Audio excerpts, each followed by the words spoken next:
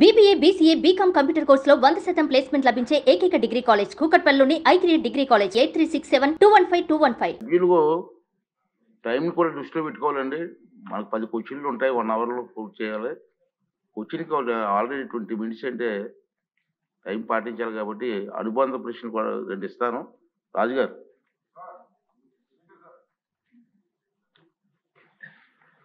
శాసనసభాపతి గారికి ధన్యవాదాలు, నాకు సప్లిమెంటరీ అవకాశం ఇచ్చినందుకు. ఈ మంత్రివర్యులు ఇంకెంతంత ధనం అవసరమో వివరంగా చెప్పడం జరిగింది. నేను దాని గురించి ప్రస్తావించకుండా నేను ఒక క్వశ్చన్ ఏంటంటే, క్రీడలు అనేది చాలా అవసరం విద్యార్థులకి. ప్రభుత్వ పాఠశాలల్లో నేను చాలా పాఠశాలల్ని సందర్శించడం జరిగింది గత 1 నెల రోజులుగా. మంచి ప్రాంగణాలు, 1 ఎకరం మొదలుకొని 5-6 ఎకరాల వరకు కూడా క్రీడా ప్రాంగణాలు ఉన్న జిల్లా పరిషత్ పాఠశాలలో నా నియోజకవర్గం, ఉండి నియోజకవర్గంలోనే సుమారు 35 ఉన్నాయి. సరైన ప్లే గ్రౌండ్స్ ఎక్కడా లేవు. సో కాబట్టి ఆ ప్లే గ్రౌండ్స్ క్రియేట్ చేసి పిల్లల్లో ఒక క్రీడా స్ఫూర్తి, అంతసేపు పరీక్షలు, మార్కులు రాకపోతే ఆత్మహత్యలు ఇటువంటివి కాకుండా ప్రతిరోజు ఫిజికల్ డైరెక్టర్స్ ఉన్నారు, వాళ్ళకి పని లేదు. సో ఫిజికల్ డైరెక్టర్స్ కూడా పని ఉండేలాగా క్రీడల్ని ప్రోత్సహించే మార్గం గౌరవనీయులైన మంత్రివర్యులు ఆలోచించే విధానం ఏమైనా ఉందా? ఈ విషయంలో నేను నా నియోజకవర్గంలో జన్మభూమి, చంద్రబాబు నాయుడు గారి జన్మభూమి స్ఫూర్తితో కొన్ని కార్యక్రమాలు చేపట్టడం జరిగింది. ప్రజలే ఆ ప్రాంగణాన్ని మంచి పర్యావరణం ప్రేమికులందరూ చక్కని చెట్లే, మొక్కలు కాదు చెట్లే తీసుకొచ్చి కడియం నుంచి నాటి అన్ని కోర్ట్స్, ఆడపిల్లలకి ఖోఖో కానీ, టెన్నికాయిట్ కానీ, మగవాళ్ళకి వాలీబాల్, షటిల్, ఇటువంటి ప్రాంగణాలని ప్రజలే క్రియేట్ చేసుకుంటున్నారు. అంటే ఇంకా చాలా వేల కోట్లు కావాలన్నారు కాబట్టి అన్ని వేల కోట్లు అవసరం ఉండదు. ఆ మధ్య పవన్ కళ్యాణ్ గారు ఆయనతో టీ తాగితే కూడా ఒక ఫండ్ రైజింగ్ పెట్టారు. అలాగే లోకేష్ గారితో అరకు కాఫీ తాగడానికి కూడా చాలా మంది ముందుకు వస్తారు. సో ఆయన అలాంటి కార్యక్రమం ఏదైనా పెట్టే ఉద్దేశం ఉందా అని క్వశ్చన్ రూపంలో అడుగుతూ, ఆయన స్ఫూర్తితో చాలా మంది ఈ స్కూల్స్ లో ఈ క్రీడల డెవలప్మెంట్ కి అంత తొందరగా బెల్కొట్టేయచ్చు సార్. అంత సమయం తీసుకుని అనుబంధ ప్రశ్న అనుబంధం జస్ట్ అయిపోవచ్చు. సో ఇటువంటి ఆలోచన చేస్తే లోకేష్ గారి స్ఫూర్తితో అన్ని ఊర్లలోనూ ఎటువంటి ధనం అవసరం లేకుండా వాళ్ళే చేసుకుంటారు. ఆ క్రీడా స్ఫూర్తి అనేది చాలా అవసరం కాబట్టి గౌరవనీయులైన మంత్రివర్యుల్ని ఆ దిశగా ఆలోచించమని కోరుకుంటూ మరొకసారి సమయం ఇచ్చినందుకు ధన్యవాదాలు. అధ్యక్ష, ఈ సబ్జెక్ట్ మీద శ్రావణ్ గారు, రాజు గారు, నరేంద్ర గారు, సాంసరావు గారు మాట్లాడటం జరిగింది. అధ్యక్ష, వాళ్ళు మాట్లాడటం కాదు, గౌరవ సభ్యుల మనోభావాలన్నీ వాళ్ళు చెప్తాం జరిగింది. ప్రధానంగా నరేంద్ర గారు అడిగారు, శ్రావణ్ గారు కూడా అడిగారు, సాంసరావు గారు కూడా అడిగారు. అధ్యక్ష, తప్పనిసరిగా నాడు నేడు పైన ఒక ఎంక్వైరీ ప్రభుత్వం వేస్తుంది, దాంట్లో ఎలాంటి సందేహం లేదు.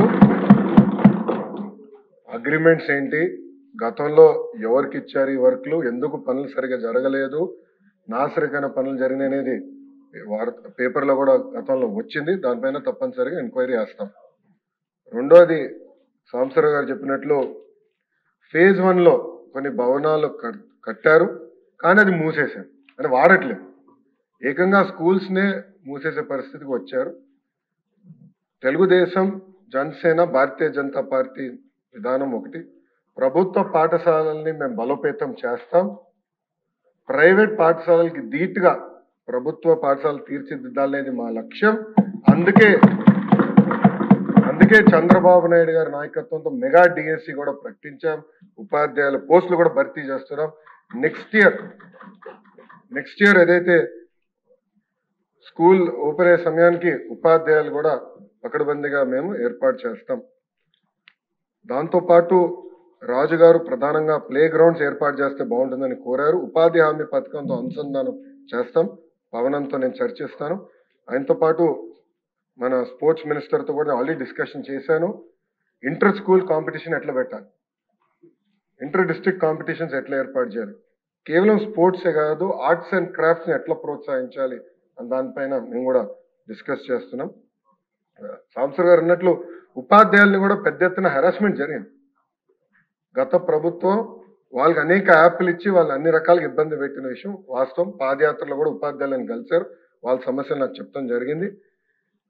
ఈ సంవత్సరం నా ఆలోచన, I'm subject to correction from members, నా ఆలోచన ఏంటంటే ఈ సంవత్సరం ముందల కేజీ టు పీజీ విద్యను మొత్తం ప్రక్షాళన చేద్దాం. నేను పక్క రాష్ట్రాల్లో కూడా ఎలాంటి కార్యక్రమాలు జరుగుతున్నాయి అనేది నేను చదువుతాను. ఉత్తరప్రదేశ్లో నిపుణ్ కార్యక్రమం చేస్తున్నారు, ఢిల్లీలో కూడా అనేక కార్యక్రమాలు చేస్తున్నారు. నేను కూడా అది మొత్తం రివ్యూ చేస్తున్నాను. నేను కూడా ఫీల్డ్ విజిట్స్కి వెళ్ళాల్సిన అవసరం ఉంది. ఒక పక్కన విద్యార్థుల కోసం మనం డబ్బులు ఖర్చు పెడుతున్నాం, మిడ్ డే మీల్స్ కార్యక్రమాలు ఇస్తున్నాం, ఇన్ఫ్రాస్ట్రక్చర్ ఇంప్రూవ్ చేస్తున్నాం, కానీ లెర్నింగ్ అవుట్కమ్స్ ఏంటి? ఎందుకంటే మంగళగిరిలో కూడా నేను ఉపాధ్యాయులను కలిసినప్పుడు వాళ్ళు అదే అడిగారు, 6వ తరగతి వరకు మీరు ఏం నేర్పించకుండా మాకు తోయేసి మంచి మార్కులు రావాలంటే ఎట్లా వస్తాయి? సో లెర్నింగ్ అవుట్కమ్స్ ఎట్లా మెజర్ చేయాలి అని దానిపైన కూడా మేము చర్చిస్తున్నాం. కేజీ టు పీజీ నేను పాదయాత్రలు కూడా చెప్పాను, కరికులంని బలోపేతం చేయాలి, రీవర్క్ చేయాల్సిన అవసరం ఉంది. అది చేసే ముందర పక్క రాష్ట్రాల్లో ఏం జరుగుతుందో కూడా నేను చూస్తున్నాను అధ్యక్ష. దానివల్ల వాళ్ళకి వచ్చిన అవుట్కమ్స్ ఏంటి అనేది మేము చదువుతున్నాం. ఆ మొత్తం రోడ్ మ్యాప్ ప్రిపేర్ చేసి సంఘాలతో కూడా మేము చర్చించి అందరు బయ్యన్ అయిన తర్వాత ఆ రోడ్ మ్యాప్ ప్రజల ముందర పెట్టాలనేది నా లక్ష్యం. దాని తర్వాత ప్రజల దగ్గర నుంచి కూడా అభిప్రాయ సేకరణ చేసిన తర్వాత ఆ కార్యక్రమాన్ని మేము అమలు చేసి నెక్స్ట్ అకాడమిక్ ఇయర్కి తీసుకొస్తాం. అంటే గత ప్రభుత్వం లాగా రివర్స్ టెండరింగ్ అనే హడావిడిగా చేసి పోలవరం ఎట్లయితే సర్వనాశనం చేశారో అలా నేను చేయదలుచుకోవాలి విద్యా వ్యవస్థని. విద్యా వ్యవస్థలో కూడా అనాలోచిత వల్ల చాలా దెబ్బతింది. సిబిఎస్ఈ కరికులం అన్నారు, కొన్ని స్కూల్స్ ఏమో CBSE curriculum with CBSE examination అన్నారు, మళ్ళీ మధ్యలో ఐబీ అన్నారు, తర్వాత టోఫెల్ అన్నారు, డిక్షనరీ అన్నారు. అంటే కొంచెం గందరగోళంగా ఉంది. ఇది మొత్తం కొంచెం స్ట్రీమ్ లైన్ చేయాల్సిన అవసరం ఉంది. ఎందుకంటే మన పిల్లల భవిష్యత్తు దీనిపైన ఆధారపడి. సుమన్ టీవీలో మీ పర్సనల్ అండ్ బిజినెస్ ప్రమోషన్స్ కోసం కింది నెంబర్కి కాంటాక్ట్ చేయండి.